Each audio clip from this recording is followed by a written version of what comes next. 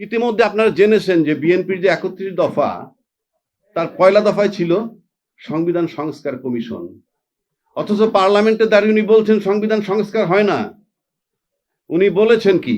উনি বলেছেন যে সংবিধান স্থগিত হয়, সংবিধান সংশোধন হয়, সংবিধান বাতিল হয়, কিন্তু সংস্কার হয় না। তো ওনার ৩১ দফার মধ্যে সংবিধান সংস্কার কমিশন, সংবিধান সংশোধন কমিশন ছিল না কেন? তার মানে সংস্কার হয়। আর যদি বলেন যে সংস্কার হয় না, তাহলে আপনি ওটা ভুল লিখেছেন এবং সেটা আপনি জানেন না। তারপরে যখন আপনি আসছেন নির্বাচন ইশতেহার দিয়েছেন, সেখানে ১ আর ২ তে সেখানেও বলা হয়েছে সংবিধান সংস্কার করবেন। তো আপনি সংবিধান সংস্কারের কথা তো আপনারাই বলেছেন। আর জুলাই সনদেও সংবিধান সংস্কারের কথা আসছে। তো সব জায়গায় তো সংবিধান সংস্কারের কথা আসছে।